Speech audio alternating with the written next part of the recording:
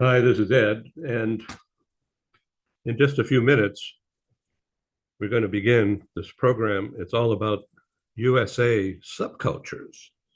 Our special guest is Christian Höferle, originally from Germany, living in the US now with his wife, family, many years in Atlanta.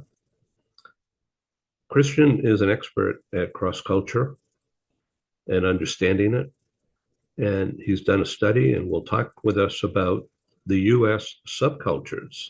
For instance, I'm from Boston in the Northeast, New England. Uh, Others are from New York or from LA or from Atlanta, Texas, Northern US. Each of these areas has a personality based upon history of the people that originally settled there and have made it comfortable for others from the old country or from wherever to find simpatico, culture, safety, psychological safety. We'll be right back with Christian Höferle.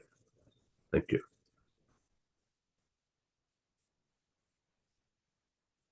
Great.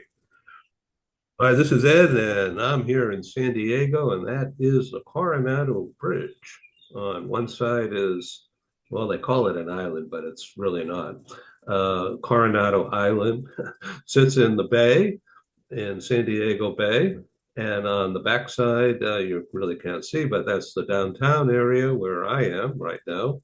And Coronado is just a quick ride without traffic jams. It's a quick ride across that bridge. And that's the base, the Navy base of the U.S. Pacific Fleet as well.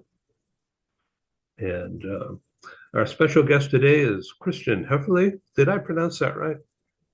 Pretty close. Yes, I'm impressed. Well, I listen a lot. So, and then I have to make my tongue work. We're joined by my friend and client, Dr. Ken Lloyd, and this is Christian Höferle. Ken? Christian, nice to meet you, or Nice e-meet to meet you. you. Nice to meet you as Yeah. well, Ken. And so we were just chatting a little bit. Christian and I have known each other a number of years because of the relocation business, and I have been able to produce a couple of meetings in Atlanta, and he was involved in both of them going back years. And his role in life is being a cross-cultural expert. Ken is a PhD in organizational development. Uh, so, Christian, tell us and the audience out there uh, about your how long you've been in the U.S. Oh, I have to do the math. I stopped counting after 20 years. I think now it's been 23 and change, give or take. I came as a teenager for the first time and then went back to my birth country of Germany and then kept coming back for work assignments. And then at some point I moved the whole family, or though I didn't move it, we as a family decided we're going to move. So it's been, yeah, 23 and something.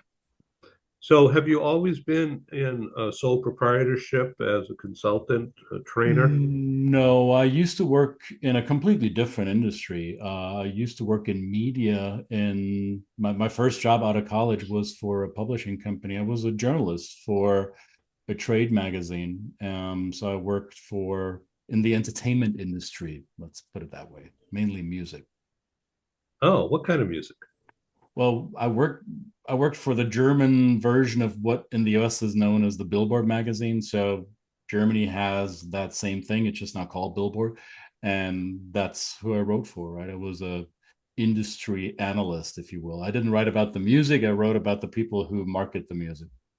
Well, that's really interesting. I think you know that in many, many years when I was in my late 20s, early 30s, I worked for a bunch of old rich white guys who owned bunches of real estate, and inside many of the real estate buildings were movie theaters of different kinds, Mm. and some were outdoor drive-ins. And so I was just a junior guy watching a lot of movies, and I was a writer, so I was tasked to watch movies and write a review about, well, how will it fit into different communities in which they had theaters. Many on the Ivy League college campuses are just adjacent. Mm. All of the Ivy League plus others. And then they had downtown theaters and they had drive-ins, whatever. So But you know about the ins and out of entertainment business a little bit. So we have a shared history, so to say. and our friend here, Dr. Ken Lloyd, has a similar industry background. Ah, Ken? Yeah, just in consulting, worked in a lot of industries, including entertainment and kind of the full range, all the way out to apparel, electronics, manufacturing, and all. So certainly it's a wonderful industry. And being in Southern California, you kind of have to have some overlap with that industry if you're going to be doing this type of work. So true. Right. So tell our friend Christian about your book. I'm going to try to get it to work here in front of the camera. It might be difficult. I'm going to read the title: Performance Appraisals and Phrases for Dummies. This is the second edition. Yeah, second edition. I did the first edition 15 years ago, and then the good folks at Wiley had said, "Would you like to do another edition of this book?" I said, "So much has changed in performance appraisals. I'd be glad to." So, long story short, and I'll keep it short, is that I just really gave a whole updated rendition of performance appraisals, getting away from the annual appraisal once a year, sit down with all of the drama and intrigue and dissatisfaction and angst that goes with that, to number one, having more frequent formal appraisals, whether it's quarterly or biannual, but more importantly, having regular feedback called really continuous feedback, which is managers meeting individually with the members of their team, either once a week or once every 2 weeks. And we're just talking about performance, goal attainment, progress, benchmarks, questions, new initiatives. So we're really not only building the communication, but we're really working with the employees and not only helping them to build their own performance, but we're looking to the future as well. Training, development, career development. So it's more forward focused as well. We use the words feedback and feed forward as we go along that path. So it's a very different, constructive, communicative kind of process where managers are acting more as coaches than simply disciplinarians or somehow chroniclers of past behavior. It's much more than that these days. So you, in your illustrious career, you were also a New York Times syndicated columnist. You were I was very fortunate. Yeah, I had a workplace advice column for 20 years, and 10 of the years I was syndicated with the New York Times Syndicate, and people would write in about issues, mainly dealing with people at work, because that was really my specialty. So you can imagine the range that came in, leading to 2 books called Jerks at Work, because my goodness, there are a lot of them out there. So let's talk a little bit, Ken, about the role of psychology. You're not a psychologist, but that's such an important element in what you've been doing all these years. All right. I am a member of the American Psychological Association and the Society for Industrial and Organizational Psychology, which deals specifically with psychology at the workplace. My span is wider. I'll get into organizational design, employee training and development. But the psychological side of trying to understand the people we work with as individuals is critical in terms of understanding their needs, their desires, objectives, motivations, satisfiers, sources of dissatisfaction. And that gets into psychology without trying to, in quotes, play psychologist and getting into whatever deeper angst that they might be experiencing because of personal problems. That's not where we're going, but trying to make the workplaces, if you will, psychologically safe. And that really means an open, communicative, fair, ethical environment where people are free to express their thoughts, their views, their opinions, their suggestions, and to do so without any sense of reprisal or degradation or anything like that. But this is a company that truly values individuals for who and for what they are. So, Christian Höferle, you're from Germany, entertainment industry. You posted something that caught my eye and lit me up. Oh my God. It was that slide, and I'd like you to use my screen share if you'd like to display that slide. It shows American subcultures. Now, Okay. did you find a German community in the Atlanta Oh, suburbs? yes. So, I mean, there are German or any other nationality communities across the country, wherever you find investment from these countries clustered. And I've lived most of the life that I've lived in the US in the Southeast, in now Atlanta for the past 9 years, but before that in Southeast Tennessee, where there's a lot of foreign direct investment from all corners of the world and a lot of it from the German speaking world. So there will always be a substantial number of German speakers in these cities or even smaller town communities, right? I personally do not, outside of my professional life, I don't engage much with that German bubble in my social circles. Um, there was a reason I moved away from Germany a long time ago because I want to experience other cultures as well. So I don't shy away from engaging with people that share my background and speak the same first language. But there's much more else out there as well. So I like the variety. So, Southeast Tennessee, Tennessee, for those who don't know geography too well, I happen to love geography, but it's a long, narrow state, and the Right. Southeast is where the Tennessee Valley Authority was Or still is. a Yes. hundred years ago when it started. That's Yeah. scientific discovery. So a lot of brainiacs are there, and that in itself connects to Atlanta by some freeway. It's just a, Yeah. a I mean, 90-minute drive or something. Right? well, now with traffic in Atlanta, it's probably going to be a little more than 2 hours to get to Chattanooga. But you're right. The Tennessee Valley Authority in the 1930s, I believe, when FDR put that in place, really changed the economic fabric of that region, which was in the 30s, about 100 years ago, was still rather agrarian and not very well developed industrially speaking.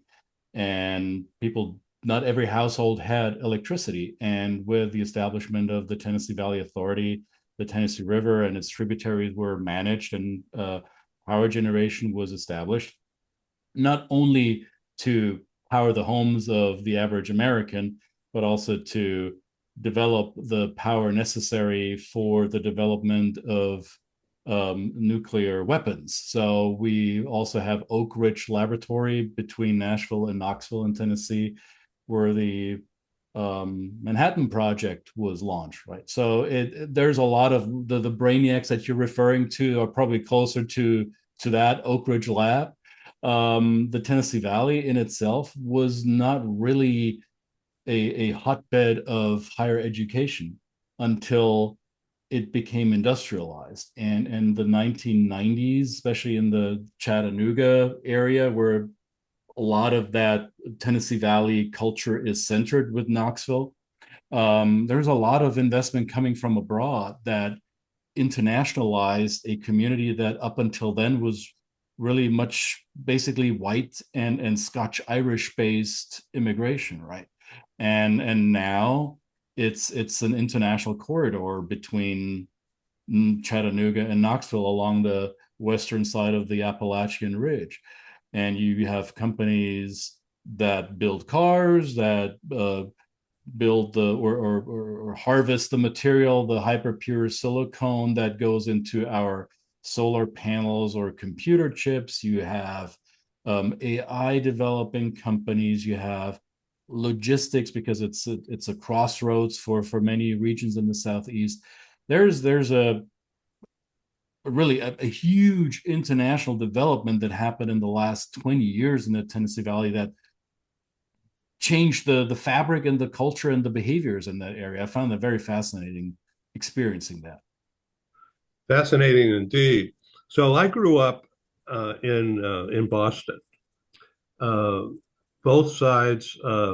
My my dad's side uh, came from Latvia, and also there's some movement a long time ago into Rome, Italy, and and somehow they made it to the U.S.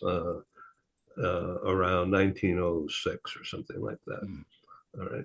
And why they went to Boston, I don't know. But uh, and on my mother's side, they're German, uh, and and they arrived different boat, different whatever, and uh, that was a little bit earlier. And mother's dad was a tool engineer, highly highly educated, way back in Germany a long time ago, and came to the U.S. and couldn't speak any English. I'm told, but he could relate to engineers, Mm. and he got into at that time when he was, teenager. Uh, this is my mother's dad, into a company that created the stoplights. And so this guy, my mother's dad, was one of a team that created how stoplights work. And they built a company around that. Long time, Well, I mean, forever ago. I, So, I think this is. I think that it doesn't matter if it's German, Latvian, French, Polish, Ukrainian. I don't care, but I think there's a lot of specialists with special skill sets that came to the U.S. as immigrants at whatever time in their migration history, and found that they could develop this into something of scale in the United States, whereas they were not able to do that in their homeland, right? So I think that's been the promise of this country, the promise of opportunity, the promise of scaling whatever you're good at to a level that will create the prosperity that otherwise will elude you. Right? So I think that was one of the reasons I moved. Right? It's not that I would have had a bad life in Germany. I simply found that the appeal of doing it on a bigger scale, very, very interesting. so I'm from Boston and not from England, but the English culture and the Irish culture dominates social gatherings and of course Italian. I mean everything, but it's uh, very different than Atlanta, Very much so, yes. and very different even from New York City. People who grew up in Manhattan, Brooklyn, or Queens, uh, the attitudes are different, and we see that in throughout the old South, more hierarchical, control society for a lot of different reasons. Hmm. And then you get into Texas, which is, well, oil and big making things. Then you get a little bit north of that into what, South Central Midwest, and it's farms, right? And then central U.S., it's, well, people from Germany and agriculture. And so and that attracts a lot of people because it's psychologically safe for newcomers to fit into that kind of thing. And that's the basis of your book, right? Of your study. Well, it's not entirely my study. I borrowed a lot from other studies that have been done on the American nations, is what were called it 15 or so years ago. I think it's this. There's a fallacy that people around the world have about the United States, that they look at it as a monolith. They look at the U.S. as one thing, and in my work in cross-cultural consulting, I tell our clients there is no such thing as US culture. There are many different US cultures, plural. So the first sentence makes a play on the stereotype that Americans have no culture, which is obviously nonsense. Every group of people has its own culture, but the US doesn't have one culture. It has many different kinds, and they're determined by the geographic region. But as you rightfully said, Ed, Boston and New York, what, 2-3 hours apart from each other, they speak a different accent. The population mix is made up of different immigration groups, whereas Boston is much more Irish. New York probably is a little bit more Italian. You can hear it in the way Bostonians talk and New Yorkers talk, right? There is a different accentuation. The vowels and the consonants are shaped differently in our mouths. Here in the South, you have the African influence with the descendants of enslaved Africans who were brought here against their will. You have different settlement types. You have people that originated in different parts of the world and moved to the US at different times in history, and moved to, as you said, to areas where they found people who were like them or close to them and found psychological safety. And all of this created different subcultural regions of the US. And it would be, I think, ill-advised for anyone coming to this country or doing business with the US to look at it and thinking, yeah, it's one uniform thing. Doing business in Boston is not like doing business in LA, and doing business in Seattle is not like doing business in Atlanta. And one needs to be aware of it, prepare for it, and adjust behaviors to that. So Ken, you went to Berkeley and also a graduate school in LA, UCLA, or was it Yes. USC? No, UCLA. Yeah.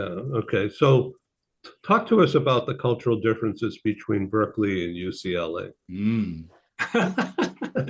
That's interesting. We can have some fun with this. Yeah, this is from way back when. Okay. So some of it has some stereotyping to it, but having said that as a caveat, Berkeley, when I was there, it was very liberal, progressive. It was quite against the Vietnam War. I'm talking overall generalization. Certainly there were others there who felt differently, but it was kind of hippie-ish. It was very funky, not real rah-rah, except for Cal football, which was always fun to go to, versus UCLA, which was looked at as a commuter school and far more into their athletics, far more into the surf community, into the superficial beauty of school, the area, the sunshine.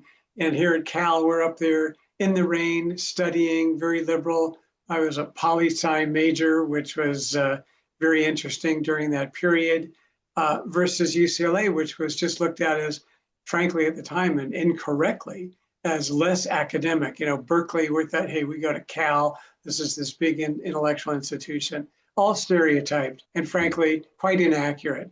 And but the cultures seemingly were different then, in part because the commuter aspect was different. A lot of people at Cal lived in the community, lived in Berkeley, and walked to and from the school and ate in the restaurants there or at their fraternities and sororities or dorms, versus UCLA, where they certainly had local restaurants and all, but Westwood, which is the largest, if you will, business community, wasn't really set up for the students.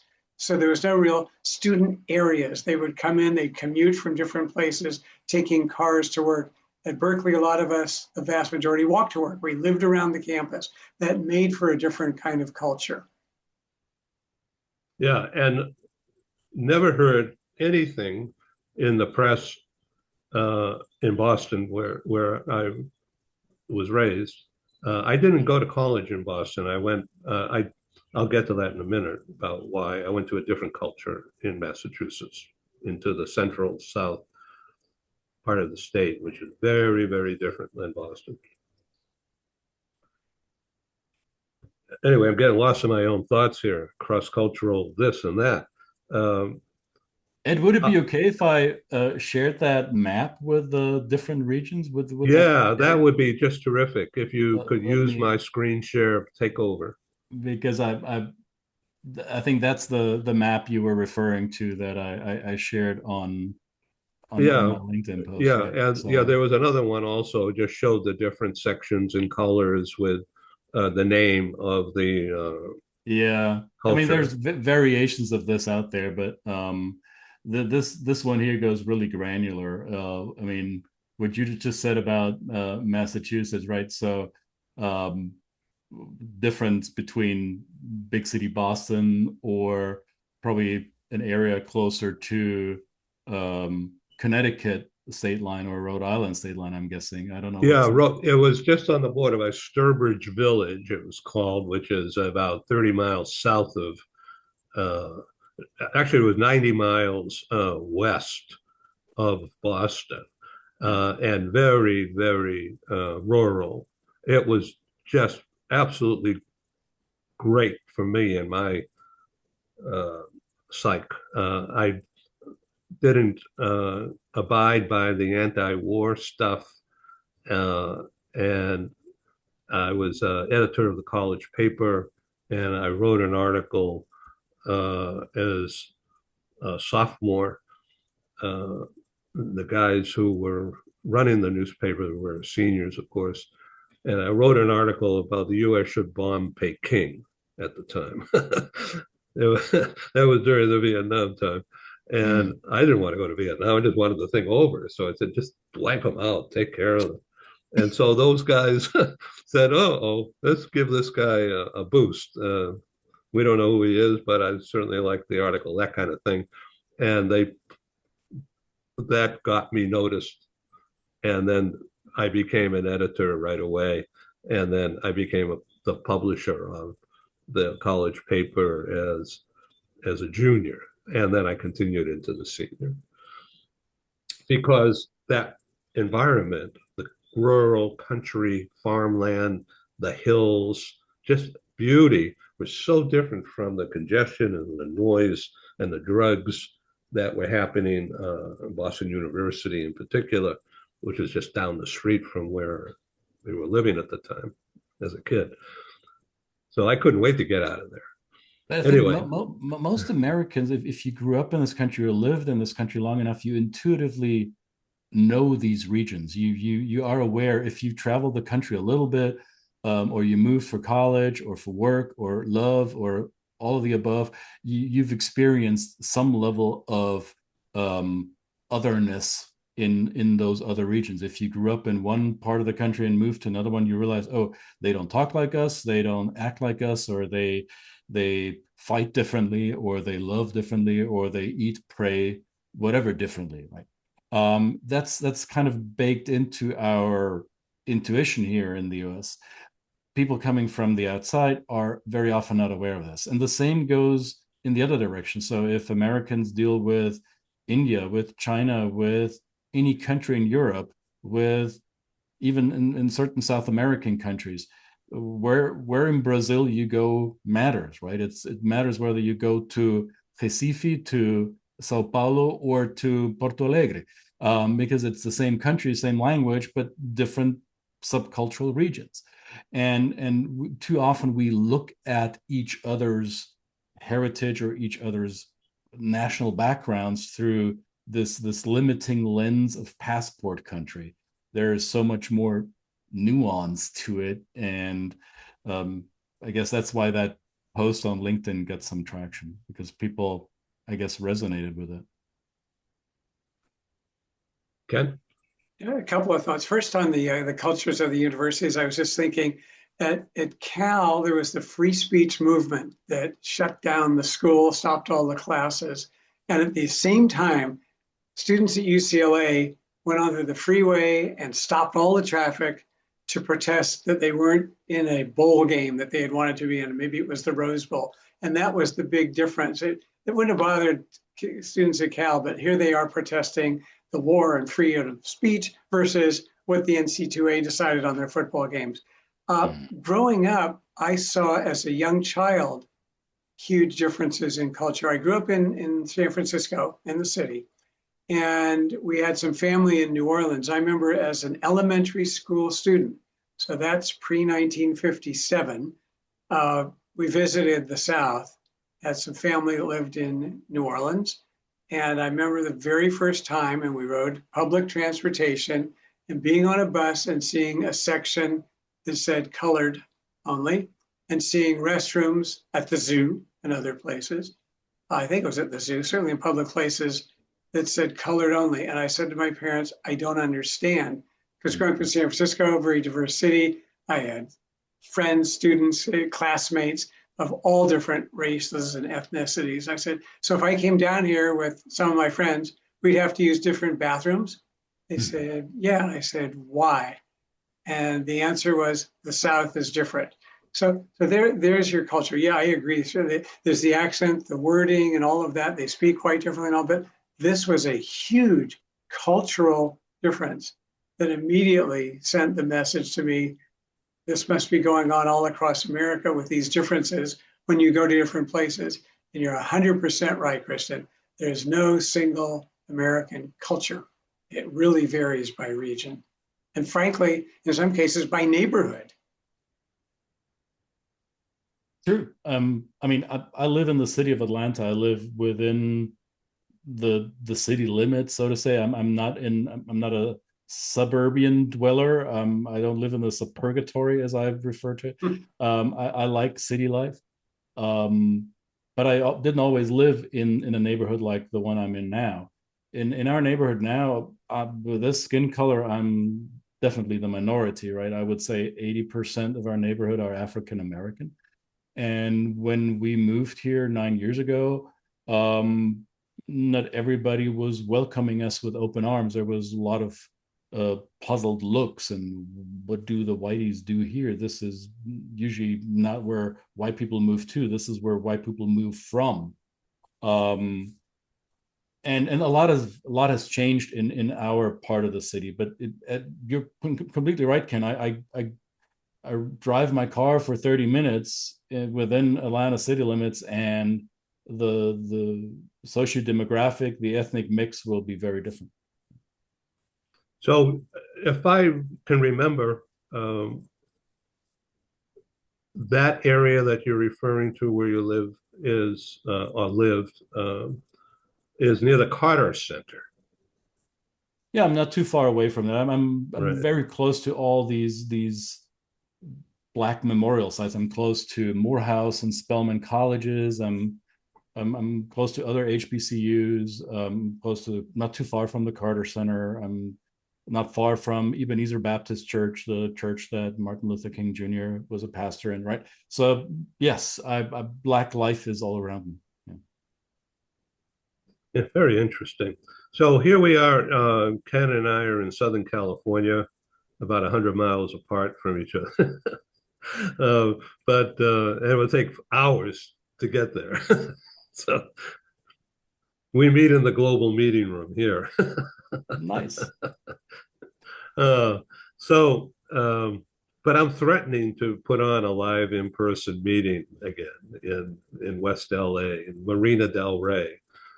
Can I convince you to come to that? It's about an hour drive for you from Studio City to Marina del Rey.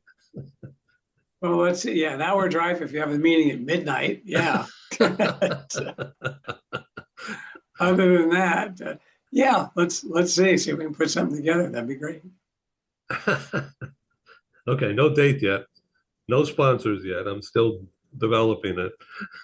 Is this still a thing in the greater LA area or in Southern California, that threatening a in-person meeting somewhere is indeed seen as a threat, because people would have to leave their house or their community and be stuck in traffic, so people try to avoid that at all costs? Is that Yeah, but there's still plenty of people who fight the traffic or just get into it and put earbuds on and listen to shows like this.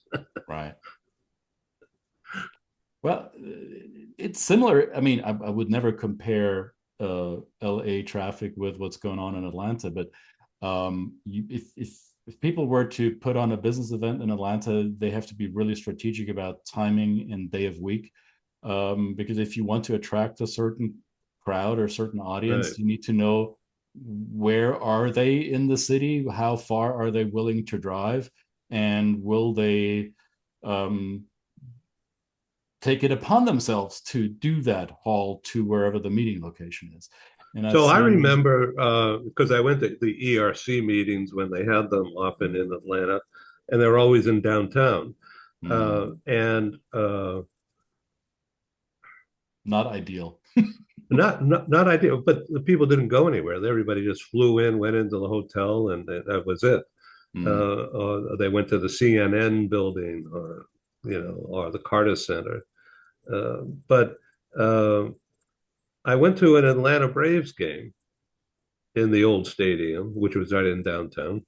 The Turner Field, the Olympic Stadium. Yeah, right. And then all the rich people uh, decided to build a massive stadium out on the Beltway, which is like an hour north, I think.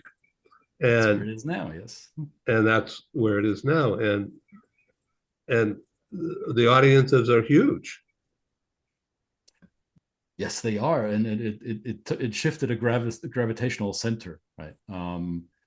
But that's baseball, right? There's other sports that matter to people in my footprint. There's, of course, college football, pro football. Actually, soccer has become Yeah. a factor in Atlanta because we do have a decent team. Basketball too. Well, the Hawks kind of suck, but yeah, we have. But that's a downtown thing, right? That's a downtown thing. Yeah. And I think if you've been to Atlanta 5 years ago, it will look different now, and it will look different again 5 years from now. The World Cup, the soccer World Cup that is happening this summer in Canada, Mexico, and the US is also descending on our city. It's descending on LA. I don't know the effect it has on LA. It will have an effect here on Atlanta because we'll be hosting 8 games. The restructuring, the redevelopment of certain neighborhoods has started many years ago when that decision was taken to bring the games here.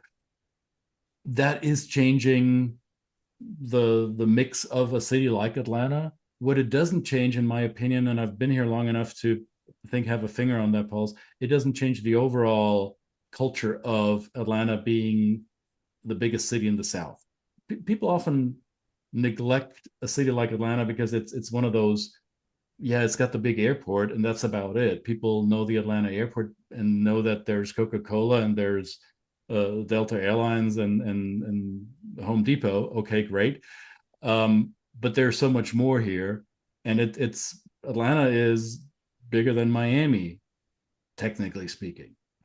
The It's more Metro Atlanta spread area out. Yeah. is Metro Atlanta is getting close to 7 million, and but it's not the, as you referred to earlier, Edwin. It's not the old South. The old South still exists in certain pockets of the South, but there is also the new South. There are cities like Charlotte, there is Atlanta, there is Birmingham, Alabama.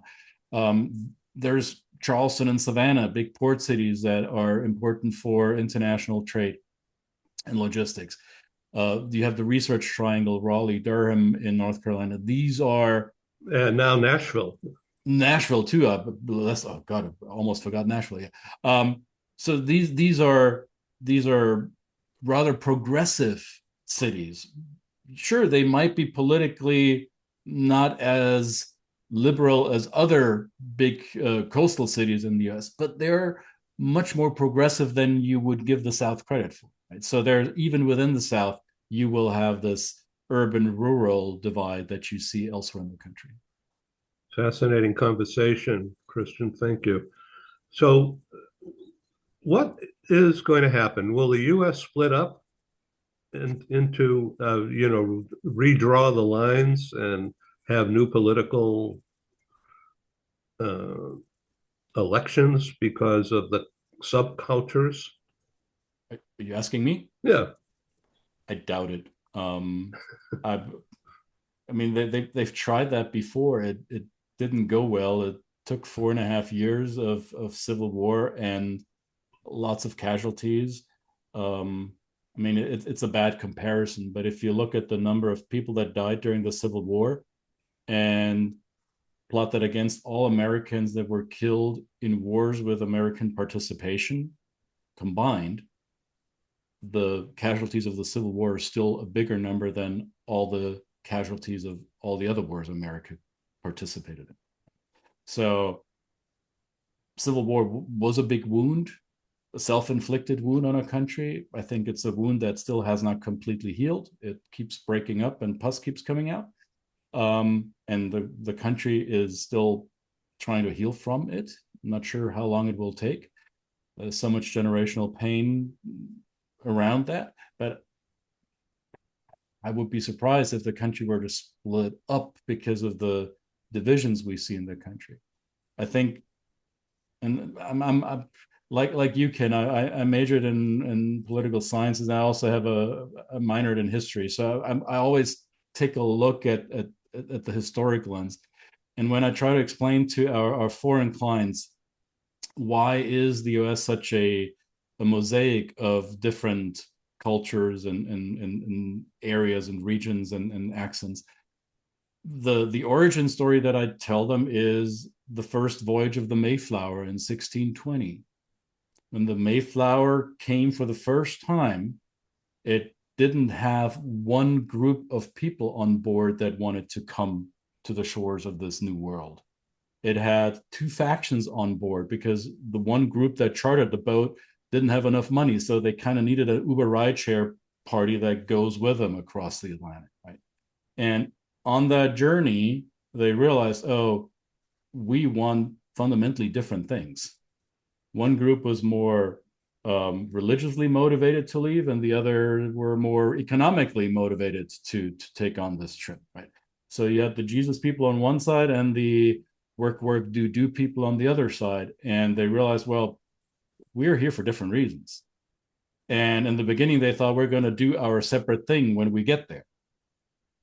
But they came to realize that would be wasted time and resource. We need to collaborate wherever possible to get this off the ground, this new settlement that we're going to make, because there's not going to be a red carpet. There's not going to be a welcome committee. It's us. We're looking at ourselves. We need to do it. Before they leave the ship, before they go on shore, they write down a document and write down what they can agree upon. It's now in a museum. It's called the Mayflower Compact. So it's the first, well, at least the oldest surviving document that we know of settlers that come to this new world, or new to them world, to codify, in light of all our differences, what can we agree upon? And that is, I think, the nucleus. That's the idea of America. The idea of the US is we can be here and we can want different things from it as long as we agree to the bare minimum, right? And let's see, I think we're renegotiating and we keep reconciling what these minimal, what the common denominator is for us, right? And right now it may be a little bit broken or chipped. We need to, as a society, work on it. Not sure what it's going to look like. I don't have the crystal ball, but I think the nature of the US has always been a patchwork of ideas. I don't think because we're so different internally, we're going to break apart because of it. I still have hope that we are able to do that. Brilliant. Thank you. I don't know how you look at this. Ken? I'm ducking. Number one, Christian, that was a great overview and summary and set of comments. They're very, very insightful. I absolutely agree that focusing on what are the factors that bind us together, that hold us together. We're not going to agree on everything, nor should we, because that's even a little scary. At the same time, we can't let our differences totally tear us apart. I think we do have to focus on somehow rethinking how we actually pull together. I, for example, would like to see in the political arena, the next ticket have a Republican and a Democrat together running. whether it's one party or the other, I don't care, but to truly balance the ticket, because we've gotten so polarized now that we're focusing more on the differences and conflict and totally varied approaches to how the world is to be and how the country is to be, as opposed to what can we do not to just smooth everything over and just agree unthinkingly, but to build on those differences and to have a overall understanding of each other, respect for each other, and certainly between the differences and among the differences, we can find and develop some real areas of strength and commonality. We can't just be totally dominated by the different values and approaches that seem to be getting in the way right now. So let's look at FDR, Franklin Delano Roosevelt, and the Great Depression time, 30s.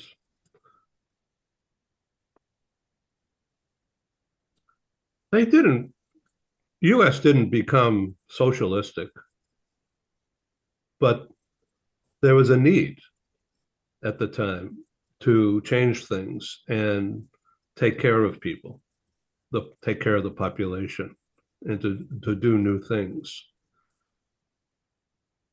So they came up with different names for old-fashioned things. And that's what got through. They just called it something different. It took welfare. It was called the New Deal, and a lot of people got a deal. And that kind of thing is needed now, in my opinion. Now, I don't know how to do it, but somebody out there knows how to do this. Christian? I hope so. I think that I agree with you that a lot of the ideas that societies play with over the course of history are not necessarily novel. They're repackaged concepts. And if living in the US has taught me one thing, is marketing is a skill that you need to perfect, right? How you package stuff matters, because you make it palatable to an audience. And if someone succeeds in presenting a package that is acceptable, making an offering to Americans, okay, this sounds like something we haven't had, or at least it looks and feels different, but it sounds like it might lead us into a better future. Let's see what that looks like, right? I'm not gonna get on a soapbox here and position myself or elevate individuals in the game right now. But if you look at the primary race that just started in Texas, there are some candidates there in Texas that look and feel and sound like they might be Reagan Republicans, but the policies that they're offering are probably closer to an FDR, right? It's interesting how the packaging and the messaging has changed with the times. Okay. Yeah, and I absolutely agree. We'll have to really see how all of this plays out, particularly as the midterm elections approach, and what frankly is going on in America at that time, as well as internationally. It's all quite up in the air right now. So we'll see. Just a lot of questions out there. I don't know who said it first, but I think I have to remind myself every time I get politically entangled or moved. I need to remind myself that bottom line is our people's bottom line. It's the economy, stupid. It's the money. Is there at the end of the money, how much month is left, right? And if there is more money left than month, then we're good. But right now, for a lot of Americans, that equation doesn't work out. And very often that will be what tips the scale. Are we doing well? Are we feeding our family? Are we safe? Or do we feel at least safe? Or do we feel that that there's a promise of being better in a year from now? And whoever can portray that will probably be the next leader.